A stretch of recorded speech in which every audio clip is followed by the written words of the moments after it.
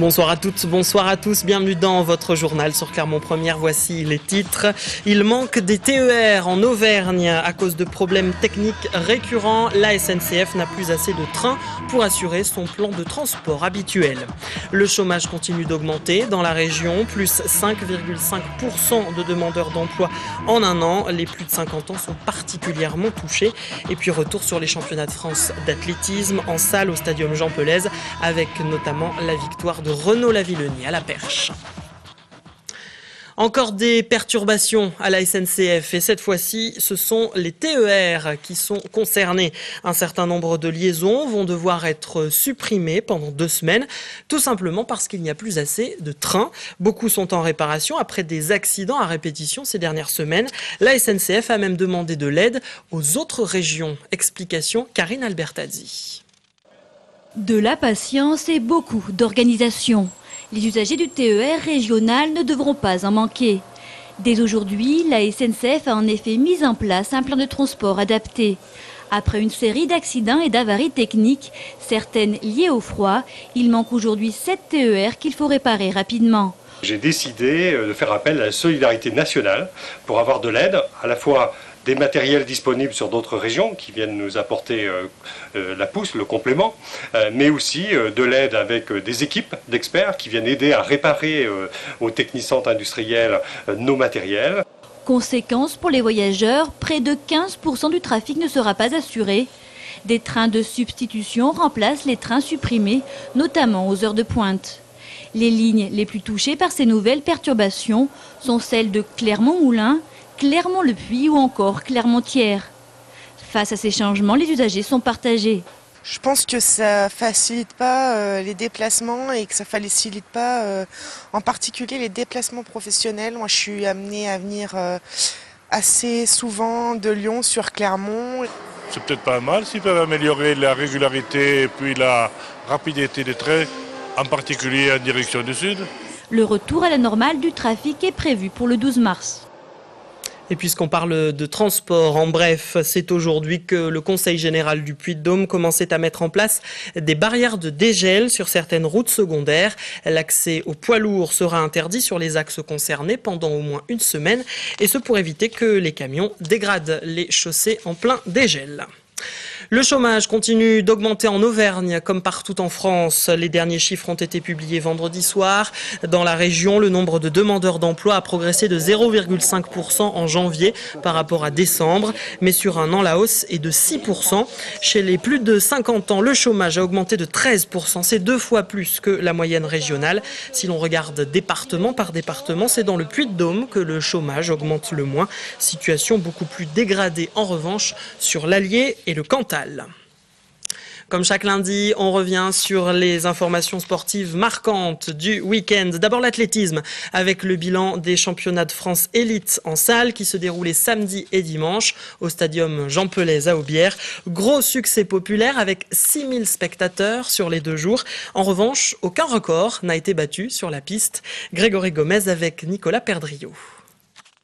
Des ténors au rendez-vous, mais qui n'ont pas survolé leur discipline, à l'image d'un Christophe Lemaître en 60 mètres. Le chef de file de l'athlétisme français a dominé sans pour autant briller. Ouais, un peu déçu du chrono, c'est vrai, mais bon, voilà, au moins je garde mon titre et c'est déjà un très bon point. À la Perche, il est l'un des seuls à avoir complètement survolé sa discipline. C'est Renaud Lavillenie. Le Clermontois s'est imposé avec un bond à 5,72 m, mais pour autant n'a pas réalisé donc une performance exceptionnelle. Ah, j'ai fait un saut pour gagner et derrière je me suis retrouvé tout de suite tout seul. Donc j'ai attendu 1h30 pour sauter, pour faire mon concours en un quart d'heure. Donc il y a mieux, mais voilà, l'objectif était de gagner, c'est chose faite. Maintenant je peux me préparer pour les mondes, quoi. Chez les féminines, Myriam Soumaré signe un doublé en 260 mètres à la Perche. La nordiste Vanessa Boslac s'impose. Et je rappelle le beau succès de l'athlétisme auvergnat lors de ces championnats avec 6 médailles récoltées au total, dont celle de Renaud Lavillenie, vous venez de le voir. Il s'agit là d'un record historique pour la région. Beaucoup moins historique, le match de football vendredi soir dernier entre Clermont et Nantes. Tout le monde espérait du beau jeu entre ces deux équipes candidates à la montée. Finalement, aucun but n'a été marqué. Score final 0-0.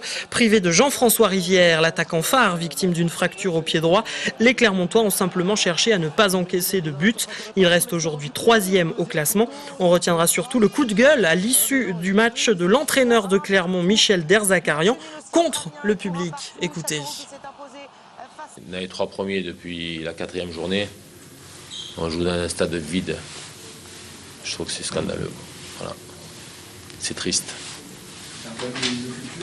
C'est triste.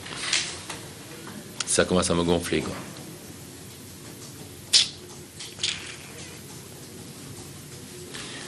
Ils veulent pas qu'on monte en Ligue 1. Au revoir, messieurs. Ambiance, donc, des propos recueillis par Grégory Gomez et Julien Velay.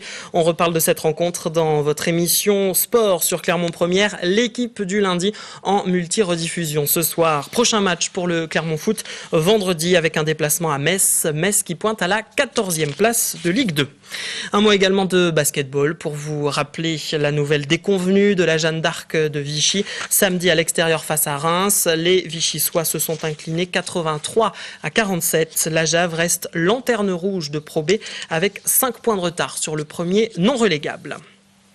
Une petite balade dans les volcans pour terminer. La chaîne des Puys, qui a échoué dans sa candidature à l'UNESCO cette année, va de nouveau tenter sa chance l'an prochain.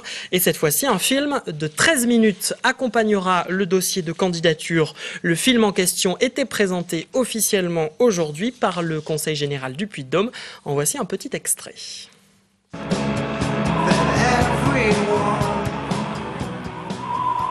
Le paysage que nous avons sous les yeux est tout à fait exceptionnel parce qu'il permet de saisir d'un seul coup d'œil le premier stade de la séparation d'un continent en deux. C'est ce qu'on appelle un rift continental. Il faut imaginer que le continent se fissure, se disloque, s'écarte très légèrement et à ce moment-là, il y a un panneau de l'écorce terrestre qui s'effondre et qui est limité par 2 failles. Alors c'est exactement ce que nous avons sous les yeux. La plaine de la Limagne, c'est le panneau de l'écorce terrestre effondré. La limite occidentale de cet effondrement, c'est l'escarpement que l'on devine dans le paysage là-bas, qui est la faille de la Limagne. Et puis sur le plateau des Dômes, en arrière-plan, nous avons une des manifestations volcaniques associées à cette fissuration, à cette dislocation de l'écorce terrestre, à savoir la chaîne des Puys.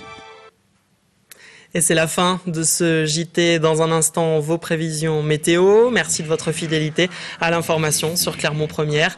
Demain, vous retrouverez Cécile Finot à 12h30 et 18h30. Excellente soirée à tous.